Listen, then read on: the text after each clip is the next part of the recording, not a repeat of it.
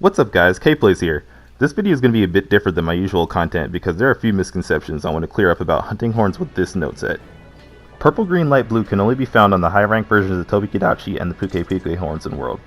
While it is missing some of the more valuable buffs like attack or defense up, there are two pretty good songs on here, Heal L and Earplugs L. Before we talk about using those though, we need to talk about those misconceptions I mentioned earlier. See, with the new ability to stock and play up to 3 songs all at once, I've been seeing a lot of people doing and or recommending something along these lines in multiplayer. Stock up 3 heals, far away from the monster, play all 3 heals, far away from the monster, and encore all 3 heals, far away from the monster. While this does get the healing job done, there are a few glaring issues with that. For one, pulling yourself out of the fight like this might let you heal a little easier, but you're pretty much choosing to just heal instead of heal and do damage at the same time. And second, if the monster decides to bring the fight back to you, you can't move, which means you're running the risk of getting hurt for more than you healed in the first place. That brings us to what I call the first rule of Healing Horn. Don't be passive, don't get greedy. Playing the medic doesn't necessarily mean healing becomes a full-time job.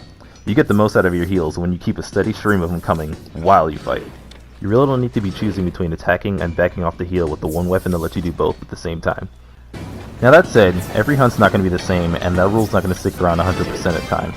There will actually be a couple moments where you can sneak in a passive heal or two. Every now and then there's going to be a time when the monster is incapacitated or just not paying attention to you, and if the fight gives you that quick breather, go ahead. There's a big difference between that and calling a timeout for a long heal break. Any other time though, this is what you want to be doing. Fighting and healing at the same time. Keep in mind though that your heals come at a slight delay, so you're not going to be able to fully replace everyone else's healing.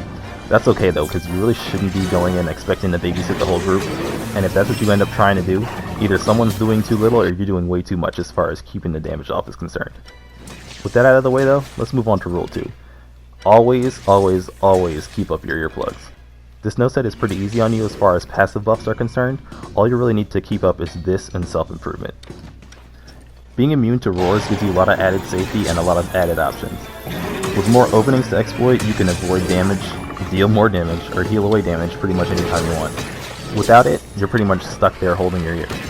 The effect also exists as a skill, but the fact that you have it on your weapon for free means that you don't have to build for it, and your team doesn't have to build for it.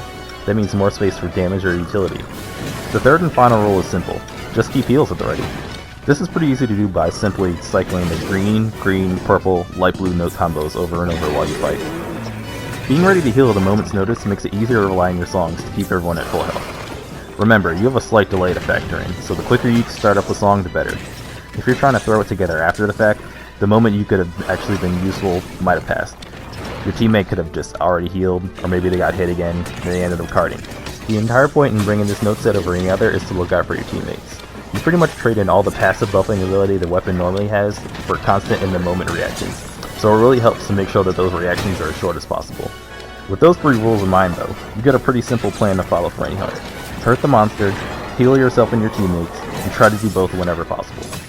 Being aggressive is just as important as getting your heals out though, because you really can't do any of what's about to happen in the next few clips off to the side somewhere.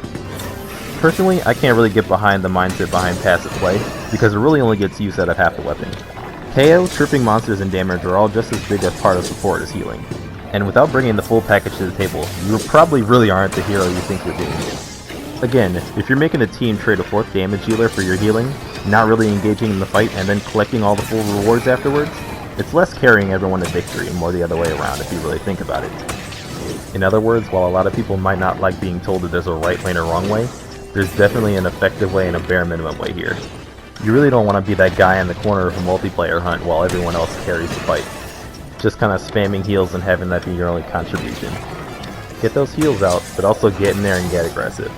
All that said though, we're just about wrapped up for this mini guide.